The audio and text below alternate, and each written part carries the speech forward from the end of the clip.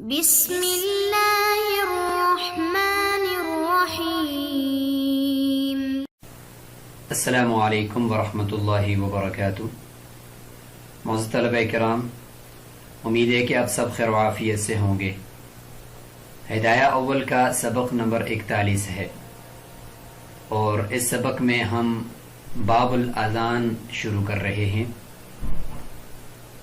نماز کے جو اوقات ہیں وہ نماز کے واجب ہونے کا سبب ہیں، اور نماز کے واجب ہونے کی ایک ظاہری علامت ہیں، اور ان ظاہری علامت کے اوپر دلالت کرنے کے لیے یا ان اوقات کے شروع ہونے کے اوپر دلالت کرنے کے لیے جو علامت ہے وہ اذان ہے۔ تو سب سے پہلے جو اصل واجب ہے نماز کا وقت وہ ذکر کیا گیا، اور اس کے بعد اس واجب کے اوپر دلالت کرنے والا سبب یعنی اذان اس کو ذکر کیا جا رہا ہے۔ اذان کی شرعی حیثیت اور اس کے الفاظ کا بیان اس سبق کے اندر انشاءاللہ ہم جاننے کی کوشش کریں گے۔ اذان کا لغوی معنی وہ اعلام ہے، یعنی مطلقاً اعلان کرنا، اذان کا لغوی معنی ہے۔ اور اذان میں چونکہ نماز کے لیے بلایا جاتا ہے تو اس لیے اب یہ نماز کے لیے ہی خاص ہو گیا۔ قرآن مجید میں اذان کا جو مفہوم ہے وہ مذکور ہے متعدد آیات کے اندر، لیکن جو شرعی اذان ہے جس کا طریقہ وہ احادیث میں ابھی ہم آگے چل کر دیکھیں گے، وہ مکمل طور پر قرآن مجید میں تو موجود نہیں ہے، لیکن نفس اذان کا ذکر قرآن مجید میں متعدد آیات کے اندر ملتا ہے۔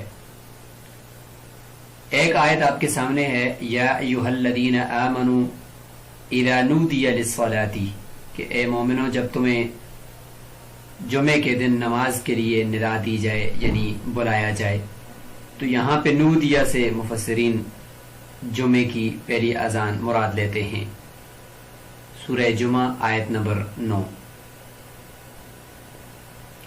اسی طریقے سے وَأَذِّن فِي النَّاسِ بِالْحَجِّ، اس آیت کے اندر بھی اعلان کے معنی میں ہے۔ وَأَذَّنَ مُؤَذِّنٌ، اس میں بھی اعلان کے معنی میں ہے۔ تو متعدد جگہوں پر اذان یعنی اعلان کے معنی میں وہ موجود ہے قرآن مجید میں، لیکن احادیث میں باقاعدہ اس کا طریقہ بھی مذکور ہے کہ اس کا طریقہ کیا ہے اور شرعاً اس کے کون سے الفاظ منقول ہیں۔ روایات میں آتا ہے کہ اذان 2 ہجری میں یہ مشروع کی گئی، اور جو اس کا واقعہ پیش آیا جو ابھی چل کر ہم ذکر کریں گے وہ 2 ہجری میں ہوا۔ ویسے مکہ مکرمہ کے اندر بھی اذان سے متعلق صحابہ کرام کی حضور صلی اللہ علیہ وسلم کے ساتھ مشاورت ہوئی کہ نماز کے لیے لوگوں کو مسجد کی طرف کیسے بلایا جائے، اس کا کیا طریقہ ہو۔ تو اس میں بعض صحابہ کرام نے مشورہ دیا کہ یہودیوں کی طرح ناقوس بجایا جائے یا عیسائیوں کی طرح ناقوس بجایا جائے، اور بعض نے یہ مشورہ دیا جیسے حضرت عمر رضی اللہ تعالیٰ عنہ ہیں کہ لوگوں کے اندر جا کر یہ آواز لگائی جائے کہ الصلاۃ جامعہ الصلاۃ جامعہ۔ تو حضور صلی اللہ علیہ وسلم نے حضرت بلال کو حکم فرمایا کہ آپ اس طریقے سے جا کر نادی بالصلاۃ، لوگوں کو نماز کی طرف بلایا کریں،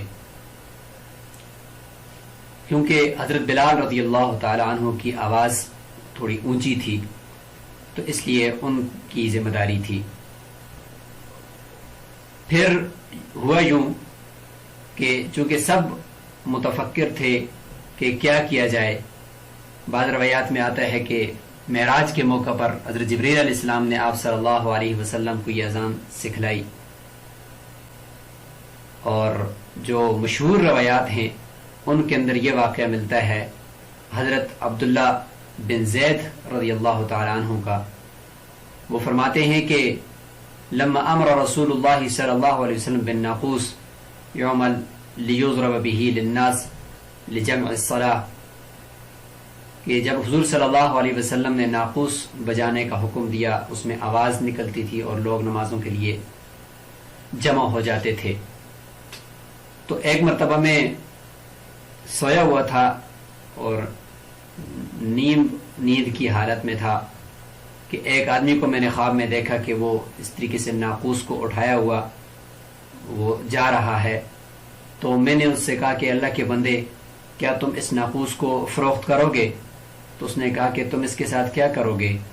تو میں نے کہا کہ ہم اس کے ذریعے سے لوگوں کو نماز کی طرف بلائیں گے.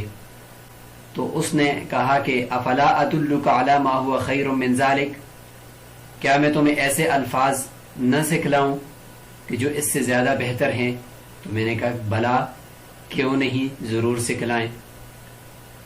تو اس شخص نے یہ الفاظ میرے سامنے بولے، پھر اس میں یہ ہے اللہ اکبر اللہ اکبر اللہ اکبر اللہ اکبر، اشہد ان لا الہ الا اللہ اشہد ان لا الہ الا اللہ اشہد ان محمد رسول اللہ اشہد ان محمد رسول اللہ، حی علی الصلاة حی علی الصلاة حی علی الفلاح حی علی الفلاح، اللہ اکبر لا الہ الا اللہ.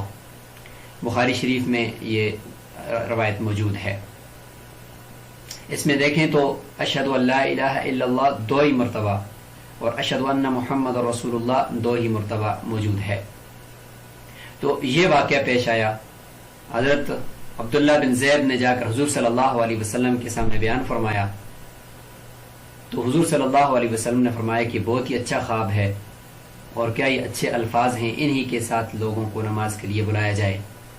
آپ جائیں اور حضرت بلال کو یہ الفاظ سکھلائیں. تو حضرت عبداللہ بن زید رضی اللہ تعالیٰ عنہ نے حضرت بلال کو یہ الفاظ سکھائے اور حضرت بلال رضی اللہ تعالیٰ عنہ نے اذان دی. جب یہ اذان سنی تو ارد گرد سے باقی صحابہ کرام بھی دوڑتے ہوئے تشریف لائے، جیسے حضرت عمر رضی اللہ تعالیٰ عنہ اپنی چادر کو کھینچتے ہوئے تشریف لائے کہ واللہ میں نے بھی رات کو اسی طرح کی خواب دیکھی ہے. تو آپ صلی اللہ علیہ وسلم اور خوش ہوئے کہ مزید اس کی تائید ہوگی.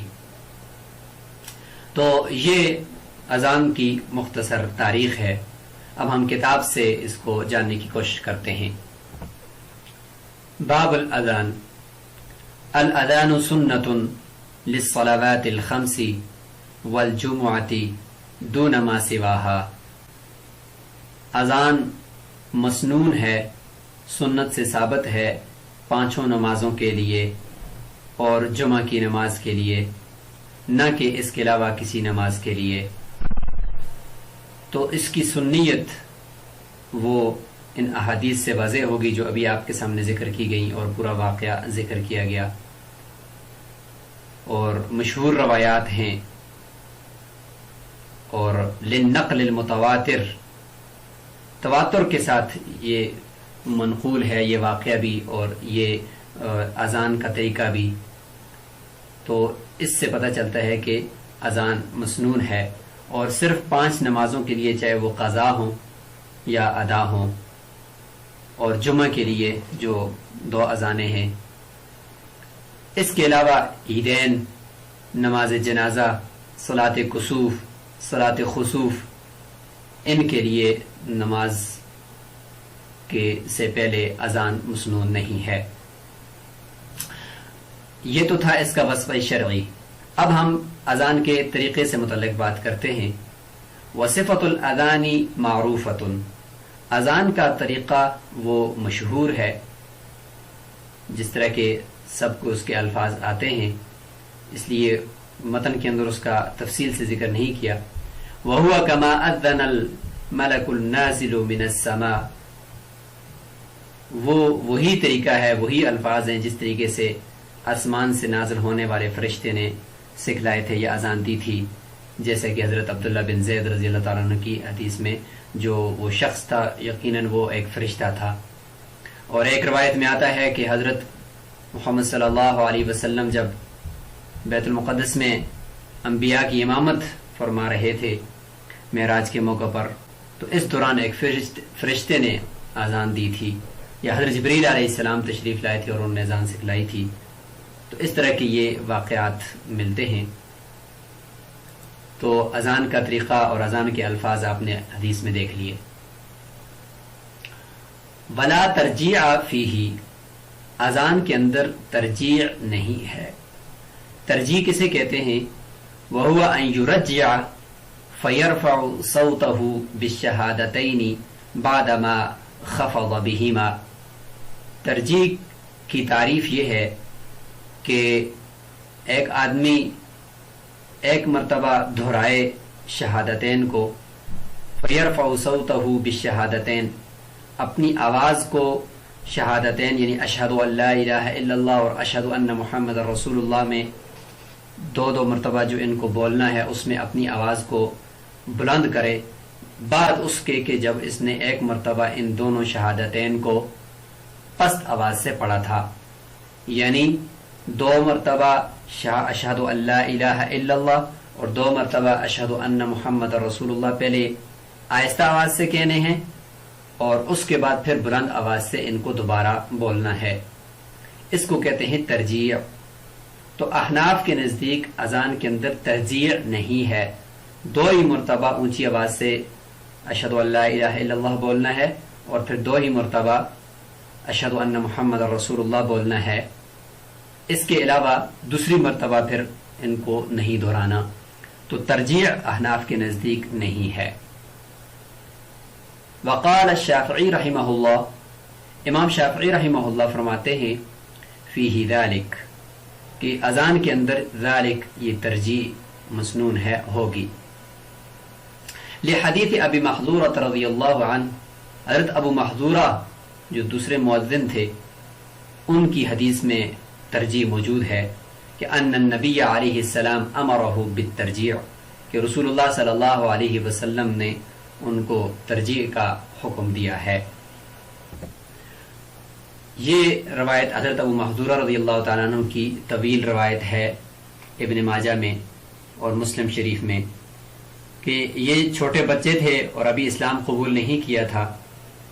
تو یہ اپنا واقعہ بیان فرماتے ہیں کہ ہم اذان کا مذاق اڑاتے تھے سارے بچے مل کر، اور آوازیں ہم نکال رہے تھے کہ رسول اللہ صلی اللہ علیہ وسلم ہمارے قریب سے گزرے تو پوچھا کہ آپ میں سے کس کی آواز ہم نے ابھی سنی ہے، چونکہ بہت خوبصورت آواز تھی. تو آپ صلی اللہ علیہ وسلم کو بتایا گیا کہ یہ ابو محذورہ رضی اللہ تعالیٰ عنہ ہیں. تو آپ صلی اللہ علیہ وسلم نے باقی کو جانے دیا، ان کو اپنے سامنے کھڑا فرمایا اور یہ الفاظ ان کو سکھلائے اور فرمایا کہ جو الفاظ آپ کے پاس ہیں وہ دہراتے جائیں. تو انہوں نے یہ دہرائے. تو دیکھیں، اشہد ان لا الہ الا اللہ، اشہد ان لا الہ الا اللہ، اشہد ان محمد رسول اللہ، اشہد ان محمد رسول اللہ، ایک مرتبہ دہرائے گئے. آہستہ آواز سے دہرائے، چونکہ وہ بچے تھے تو آہستہ آواز سے شرماتے بھی تھے تو دہرایا انہوں نے. تو آپ صلی اللہ علیہ وسلم نے دوبارہ تعلیم کے طور پر ان کو فرمایا کہ ارفع من صوتک، اپنی آواز کو بلند کیجئے اشہد ان لا الہ الا اللہ پہ اور اشہد ان محمد رسول اللہ پہ. تو اس سے پتہ چلا کہ دیکھیں 2 مرتبہ یہ الفاظ کہلائے گئے. یہی امام شافعی رحمہ اللہ کی دلیل ہے. اور ہماری دلیل حضرت عبداللہ بن زید رضی اللہ عنہ کی جو مشہور روایت ہے وہ تھی، جس میں آپ نے دیکھا کہ اس میں یہ الفاظ 2 مرتبہ نہیں ہیں. تو یہ دونوں روایات آپ کے سامنے ہیں. اسی طریقے سے حضرت عبداللہ بن زید رضی اللہ تعالیٰ عنہ کی ایک روایت یہ بھی ہے کہ کان اذان رسول اللہ شفعا فی الاذان والاقامہ، کہ اذان رسول اللہ صلی اللہ علیہ وسلم کی وہ جفتینی جملوں کے جوڑے 2 مرتبہ ہی تھے، 4 مرتبہ نہیں تھے. اقامت کے اندر بھی اسی طریقے سے جوڑے تھے. تو اقامت کی بھی یہ دلیل بن گئی احناف کی. جب دونوں دلائل آپ نے ملاحظہ کر لیے، اب ہم احناف کی طرف سے جو جوابات ہیں ان کی طرف چلتے ہیں. ولنا، احناف فرماتے ہیں انہ لا ترجیع فی المشاہیر، مشہور روایات جو عبداللہ بن زید رضی اللہ تعالیٰ عنہ کی ہیں ان کے اندر تو ترجیح نہیں ہے. وَكَانَ مَا رَوَاهُ، اور جو حضرت ابو محذورہ رضی اللہ تعالیٰ عنہ کو حضور صلی اللہ علیہ وسلم نے ترجیح کروائی ہے اور شہادتین کو 2 مرتبہ کہلوایا ہے، اور امام شافعی رحمۃ اللہ علیہ نے روایت فرمائی ہے، یہ روایت وہ تو تعلیم کے طور پر تھا کہ ان کو سکھانا مقصود تھا، فظنه ترجیعا، اور ابو محذورہ رضی اللہ تعالیٰ عنہ نے اس کو ترجیح گمان کر لیا اور وہ یہ سمجھ بیٹھے کہ ان شہادتین کو 2 مرتبہ بولنا ہے، یعنی ایک مرتبہ آہستہ آواز سے اور دوسری مرتبہ بلند آواز سے۔ تو یہ ہو گیا جواب۔ بہرحال بعض روایات میں حضرت ابو محذورہ رضی اللہ تعالی عنہ باقاعدہ یہ فرماتے ہیں کہ آپ صلی اللہ علیہ وسلم نے مجھے حکم دیا کہ آپ 2 مرتبہ کہیں۔ تو بہرحال جب یہ تعارض ہو جائے گا تو ہم مشہور روایات کے اوپر عمل کریں گے۔ وَيَزِيدُ فِي أَذَانِ الْفَجْرِ بعد الفلاح، فجر کی اذان میں زیادہ کرے حی علی الفلاح کے بعد ان الفاظ کو، الصلاۃ خیر من النوم مرتین، 2 مرتبہ۔ معنی ان کا ہے کہ نماز نیند سے بہتر ہے۔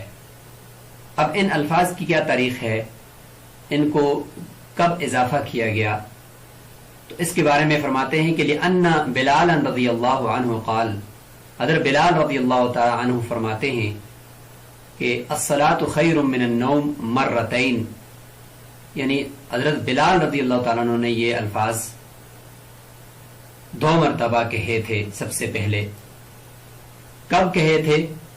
حین وجد النبی علیہ السلام، جب انہوں نے رسول اللہ صلی اللہ علیہ وسلم کو پایا راقداً، نیند کی حالت میں، تو انہوں نے یہ 2 الفاظ کو دہرایا کہ الصلاۃ خیر من النوم۔ فقال علیہ السلام، تو آپ صلی اللہ علیہ وسلم نے جب یہ الفاظ سنے تو خوش ہوئے اور فرمایا ما احسن ھذا یا بلال، کتنے ہی اچھے الفاظ ہیں اے بلال، اجعلہ فی اذانک، ان کو اپنی اذان میں شامل کر لیجئے۔ وخص الفجر بہ، فجر کو ان الفاظ کے لیے خاص کیا، کیوں؟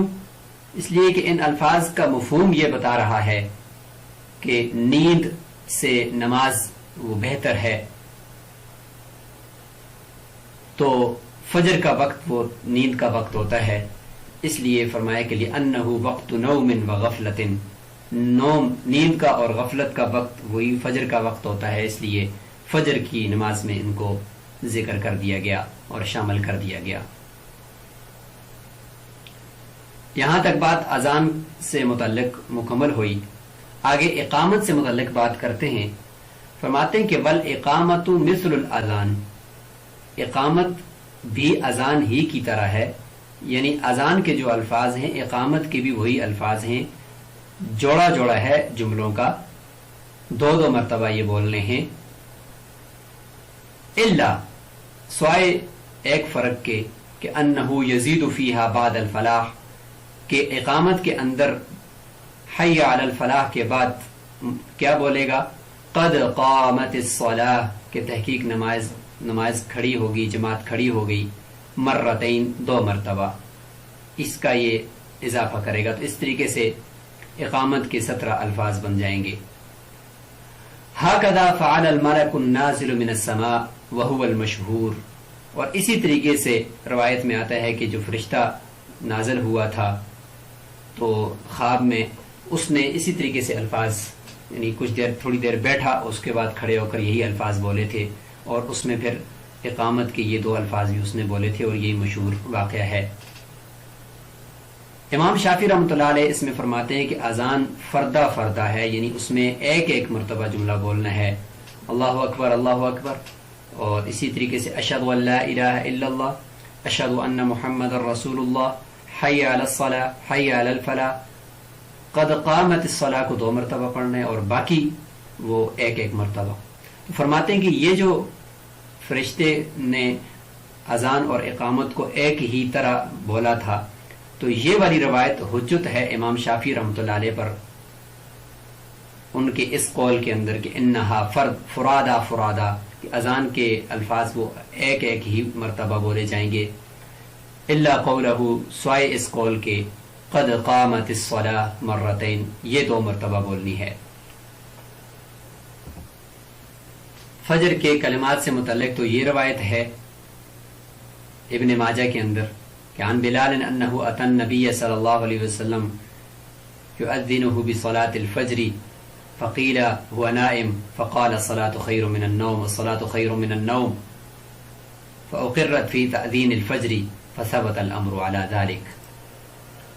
اور یہ اقامت کے الفاظ 2 مرتبہ کہنے کی دلیل ہے کہ حضرت ابو محذورہ رضی اللہ تعالیٰ عنہ روایت فرماتے ہیں کہ ان رسول اللہ صلی اللہ علیہ وسلم علمہ الاذان 19 کلمہ، یہ 19 کلمات سکھائے اذان کے۔ اس میں ان کی وہی ترجیح والی روایت ہے چونکہ اس لیے وہ 19 الفاظ بن گئے، ورنہ وہ 15 ہی الفاظ ہیں۔ والاقامہ 17 کلمۃ، اور اقامت کے 17 الفاظ گنوائے۔ یہ ہے احناف کا مستدل کے 17 الفاظ ہیں۔